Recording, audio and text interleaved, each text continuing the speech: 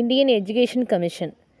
இப்போ இந்த present system is not the created one day, ஒரு நாளில் இந்த ப்ரெசன்ட் சிஸ்டத்தை க்ரியேட் பண்ணல.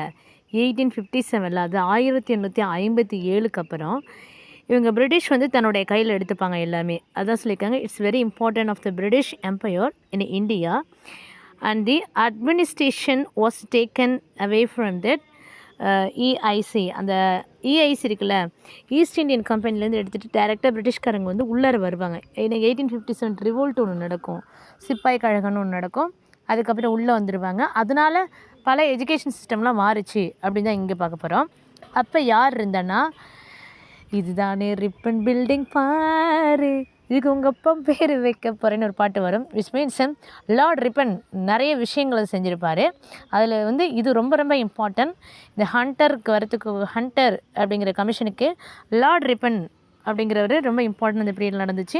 வாஸ் அப்பாயிண்டட் தி வைஸ்ராயர். அவங்க வந்து வைஸ்ராயராக இருந்தாங்க. அதாவது எப்படின்னா கவர்னர் ஆஃப் ஜெனரல் அப்படி சொல்லுவாங்க. 1880 அப்பாயிண்ட் பண்ணியிருப்பாங்க. எப்போ 1857க்கு அப்புறம் சில குழப்பங்கள் நீடித்ததுக்கப்புறம் விக்டோரியா ராணியோடைய அறிக்கையில் நாங்களே டைரெக்டாக இந்தியா வந்து நாங்கள் எதுவுமே பண்ணிக்கிறோம், டைரெக்டாக எல்லா ஆளுமையும் செஞ்சுக்கிறோம் அப்படின்னு வருவாங்க. ஸோ அப்போ அவரை அமைச்சது தான் லார்ட் ரிப்பன் 1880. ஓகே, இந்த இந்தியன் கமிஷன் இருக்கு இல்லையா, அந்த இந்தியன் எஜுகேஷன் கமிஷனில் அது என்னென்ன மாதிரியான சில மாற்றங்களை ஏற்படுத்துதுன்னு ஆன் February 3, அது கொஞ்சம் விட்டு இருக்கு, 3 February, ஓகேவா, February 3 இன்னைக்கு 1882, அதாவது 1882 எப்படி இவர் 1880 லார்டு ரிப்பன் வந்தார். 1882 February 3 Indian education commission on February 3, 1882 under the chairman of the sir William Wilson. வி நம்ம வச்சுங்க, வெரி குட், அப்படி தான் வச்சுங்க, ஓகேவா. அது வி சும்மா ஷார்ட்கட்டு. ஸோ வில்லியம் வில்சன் அப்படிங்கிற அவர் ஹண்டர், வில்லியம் வில்சன் ஹண்டர் ஒரு பேர், அதனால தான் ஹண்டர் கமிஷன் கொண்டு வந்தாங்க. It is a member of the executive council of the viceroy.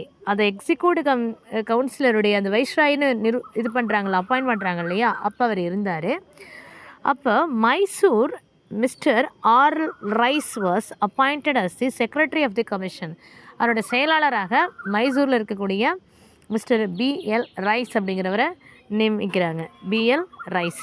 Okay, ஏற்கனவே வுட்ஸ் டிஸ்பேட்ச் பார்த்துருப்போம். இதில் தான் வந்து நம்ம நிறைய விஷயங்களை வந்து கொண்டு வந்திருப்பாங்க.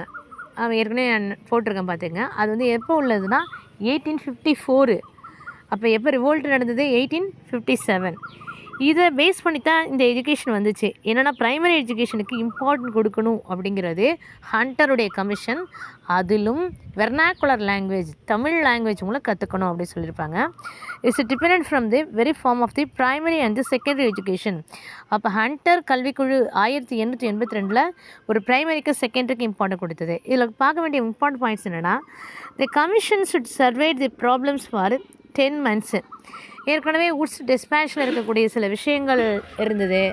அந்த 1835 மெக்கால இருக்கக்கூடிய கீழ் வடிகட்டும் நோக்குதல் கொள்கையை விட கொஞ்சம் பெட்டராக இருந்தது வுட்ஸ் வந்து ப்ரைமரி, செகண்டரி, ஹையர் யூனிவர்சிட்டி இப்படி எல்லா லெவலையும் பண்ணார். டெக்ஸ்ட் புக் வேணும் அப்படி இப்படின்னு ஆட்மிஸ் ரிப்போர்ட்டில் பார்த்தோம் இல்லையா.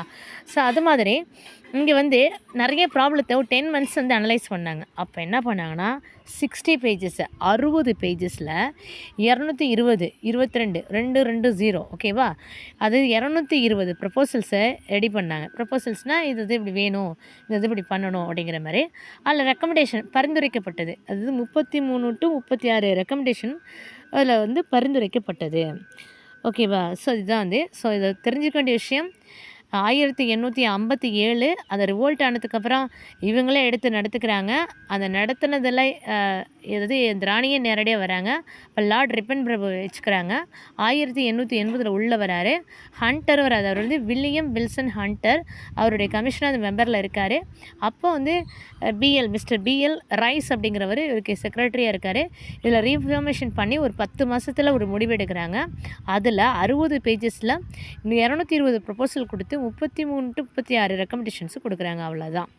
இந்த லா வுட்ஸ் டிஸ்பேச் 1854 என்ன சொன்னதுன்னா suggest ways to improve the outcome of the education of the same. இப்போ இருக்கிற எஜுகேஷனும் அப்படின்னு சொல்ல முடியாது இல்லையா? ஸோ நிறைய என்பிஎஸ்சி பாலிசி என்இபி பாலிசி கொண்டு வராங்க. பட் இருந்தாலும் அப்போவே நிறைய அவுட்கம்ஸை கொண்டு வரணும்னு வுட்ஸ் டிஸ்பேச் வந்து சொன்னார். Hunter commission 1882. முன்னாடி நம்ம சொன்னது வுட்ஸ் டிஸ்பேட்ச் தான். 60 பேஜஸ்ஸு நம்ம ஏற்கனவே படிச்சிருக்கோம். இங்கே வந்து கொஞ்சம் எலாபரேட்டாக கொடுக்குறாங்க. 60 பேஜஸ்ஸு, 220 ப்ரப்போசல்ஸு, அதுக்கப்புறம் 33 to 36 ரெக்கமெண்டேஷன்ஸை கொடுத்தாங்க. இது எல்லாமே எதுக்குள்ளே வருதுன்னா வுட்ஸ் எஜுகேஷன் ஆஃப் தி டிஸ்பேட்சில் தான் வருது. அடுத்து நம்ம வருது ஹண்டருடைய கமிஷன்ஸு. அவர் வந்து 60 பேஜாக கொடுத்தாரு. அவர் வேறு லெவலு. அதுக்கப்புறம் 7 2 0 700 பேஜஸ் கொடுத்துட்டார் இவர். The Hunter Commission is brought out the neglect to the whole system of the education to the forefront. எல்லாத்தையும் ரிமூவ் பண்ணியா, இது ஒன்றுமே நல்லாவே இல்லை அப்படின்னு சொன்னது ஹண்டர் கமிஷன். ஏன்னா அவங்க எல்லாமே இங்கிலீஷ் லாங்குவேஜ் தான் இம்பார்ட்டன்ட் கொடுத்தாங்க. It reports the 700 pages after the hard ஒர்க்கில் கொடுத்தது. Primary education vernacular language mother டேங்கில் இருக்கணும். இந்த வுட்ஸ் டிஸ்பேட்ச் பார்த்தோம் 1854. ஹண்டர் வந்து 1882. ஸோ ப்ராக்டிக்கல் ஆஸ்பெக்ட் இருக்கணும். Train the people for the self dependence. அவங்க தன்னையே தானே டிபெண்ட் பண்ணுற அளவுக்கு தான் எஜுகேஷன் இருக்குன்னு சொன்னது ஹண்டர். அதனால தான் ஹண்டர் வந்து கொஞ்சம் வுட்ஸை விட கொஞ்சம் பெட்டர் அப்படின்னு சொல்லலாம். சரி, இதில் கொஷின்ஸ் என்னென்னா எஜுகேஷன் கமிஷன்ஸ் அப்பாயிண்டட் இன் 1882 1823 வரைக்கும் 1823 கிடையாது 1883 மாற்றிக்கிங்க 1883 வரைக்கும் இந்த ஹண்டர் கமிஷன்ஸ் தான் க்ரியேட் ஆனது. Who among the following is appointed to the Indian Education Commission? அந்த டயத்தில் இந்தியன் எஜுகேஷன் கமிஷன் யார்? 1882 லார்டு ரிப்பன் இருந்தார். அந்த டைமிங்கில் எக்ஸிக்யூஷன் கமிஷனில் இருந்தார். ஆனால் அதை வந்து எக்ஸிக்யூட் பண்ணின சேர்மன்ஷிப் யாருன்னா வில்லியம் வில்சன் வின்டர், அதாவது வின்டரில் Hunter. On which data the Indian education is appointed the commission. The Indian education கமிஷனை எப்போ அப்பாயின்மெண்ட் பண்ணாங்கன்னா 3rd February 1882. அது வந்து ஹண்டர் கமிஷன். அது எப்படி சொல்லலாம்? இந்தியன் எஜுகேஷன் கமிஷன் கூட சொல்லலாம். ஸோ ஓகே, இந்த இந்தியன் எஜுகேஷன் கமிஷன் அல்லது ஹண்டர் கமிஷன் இருக்கு இல்லையா, அது வந்து ப்ரொடியூஸ் பண்ணது எத்தனை பேஜஸ்னால் 700 pages. Hunter chairman is also known by the name of the charter of the primary education. 3 விதத்தில் சொல்லலாம். Indian Education, Hunter Commission, the charter of the primary education. வுட்ஸில் வந்து 60 பேஜஸ், 220 ப்ரப்போசல்ஸு, அப்புறம் ஒரு 33 to 36 ரெக்கமெண்டேஷன். ஹண்டர் கமிஷனை பொறுத்த வரைக்கும் 700 பேஜஸ் இது பண்ணாங்க.